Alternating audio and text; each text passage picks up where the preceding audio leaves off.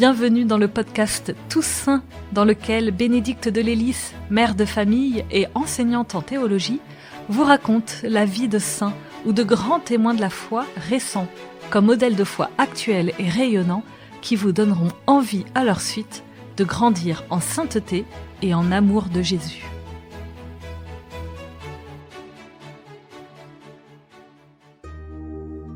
Dans cet épisode, je vais vous raconter la vie de Franz Stock.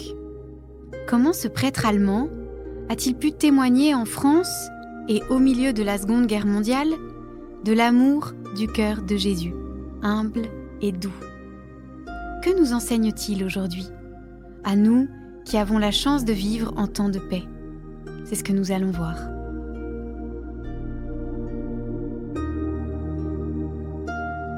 La vie était douce dans la famille Stock. Ils vivaient dans une ville de l'ouest de l'Allemagne, près des vastes forêts de la Rhénanie du Nord.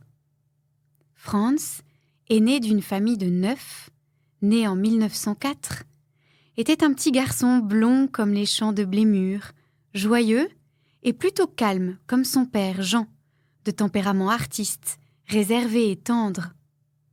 Quand celui-ci rentrait le soir de son travail de graveur d'art, Franz l'attendait près de la porte, ses yeux bleu pâle, brillants de contentement.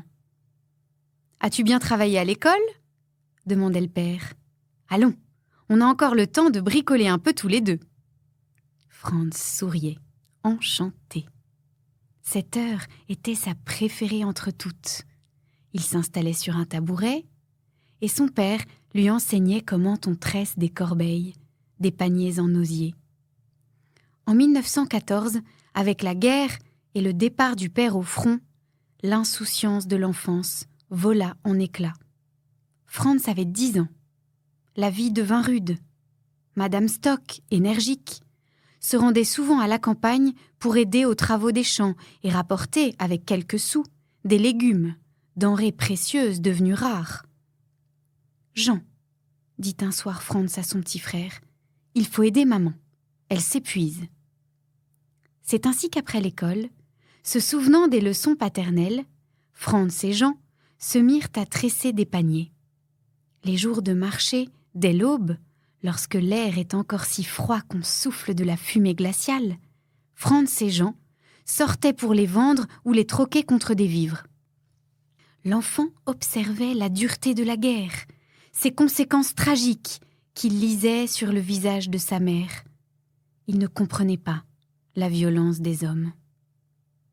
À 11 ans, il fit sa première communion et commença, sous son aube blanche d'enfant de cœur, à se sentir attiré par le sacerdoce.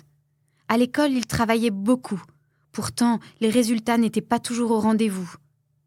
En grandissant, il aimait de plus en plus peindre ou crapahuter sur les chemins de sa région de collines et de forêts avec quelques camarades. Adolescent, il rencontra un mouvement de jeunesse qui allait le marquer pour toujours. Le Quickborn, une sorte de scoutisme inspiré par la figure de François d'Assise. En 1925, Franz, âgé de 21 ans, rentra au séminaire. L'été suivant, il assista avec ses amis du Quickborn à un congrès en France dont le thème était « La paix par la jeunesse ». Stock eut un coup de cœur pour la France. Au congrès, il noua de profondes amitiés avec des Français de son âge. Un rêve naquit. N'essaierait-il pas de venir à Paris faire ses études ? En 1928, le rêve devint réalité. Franz s'installa à Paris pour 1 an au séminaire des Carmes. Le 12 mars 1932, il devint prêtre. 2 ans plus tard, il était de retour à Paris. Il avait été nommé recteur de la paroisse allemande.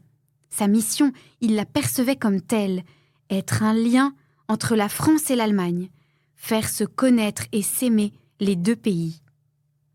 Mais en 1939, tout bascule.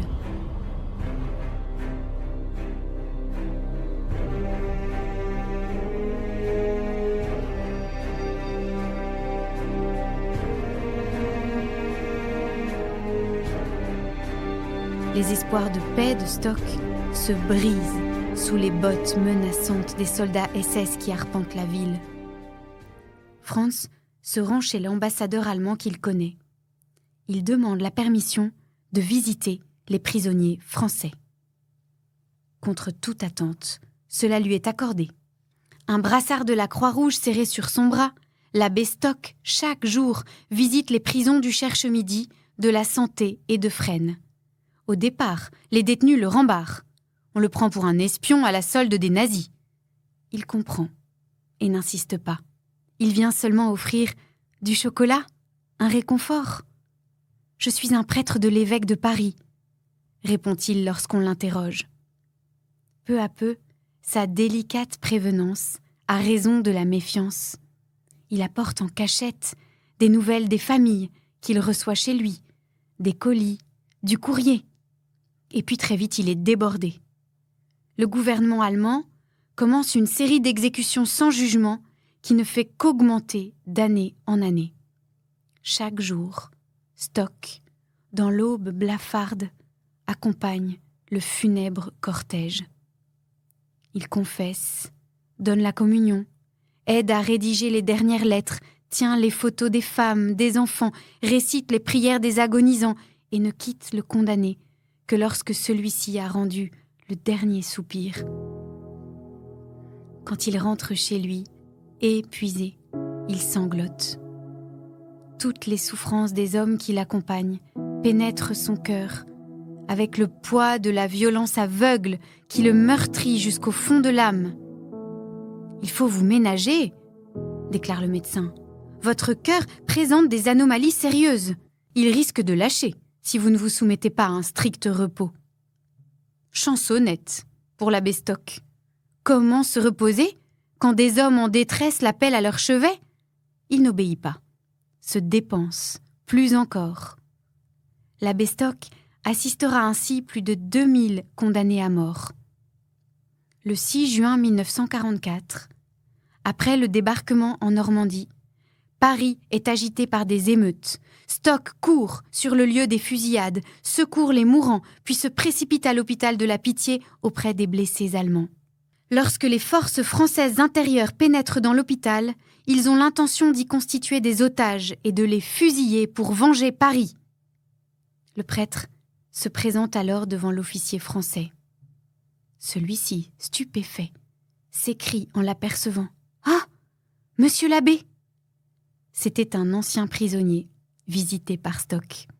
« Je vous ai secouru, » lui dit l'abbé, « à votre tour de m'aider. » L'officier, bouleversé, met l'hôpital sous la protection de la résistance et épargne ses occupants. Le 15 août 1944, comprenant que les Français n'ont plus besoin de lui, Franz Stock se livre comme prisonnier volontaire pour se dévouer désormais auprès des détenus allemands. Quelques mois plus tard, il monte un séminaire appelé le Séminaire des Barbelés, où seront formés les séminaristes allemands captifs. Son rêve de jeunesse ne l'a pas quitté. Établir la paix entre les peuples. Cette fois, à travers 7 générations qui constitueraient les prêtres de demain pour l'Allemagne meurtrie. En 1947, ce séminaire fut dissous et les prisonniers libérés. 600 prêtres, enseignés par l'abbé Stock, seront ordonnés. Quelques mois plus tard, le 24 février 1948, brusquement, le cœur de Franz lâcha. Il avait achevé sa mission, être un signe du cœur brûlant d'amour de Jésus, un étendard de paix au milieu de la haine des hommes. Franz Stock, merci de nous avoir montré que le cœur de Jésus déborde d'un amour humble, doux, prévenant, plus puissant que la haine. Qu'il pleure les douleurs et les injustices des hommes. Demandez à Jésus de déposer en nos cœurs aujourd'hui cet amour inépuisable pour tous.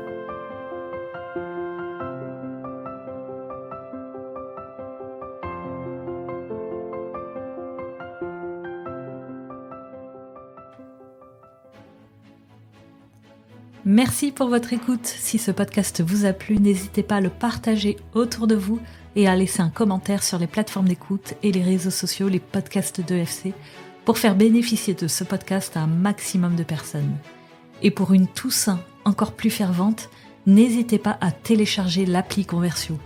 Élaborée par une équipe de laïcs et de prêtres missionnaires de la miséricorde divine, cette appli vous propose de vivre durant cette Toussaint, du 1er au 8 novembre, un parcours sur les fins dernières pour augmenter en vous le désir du ciel et de la sainteté.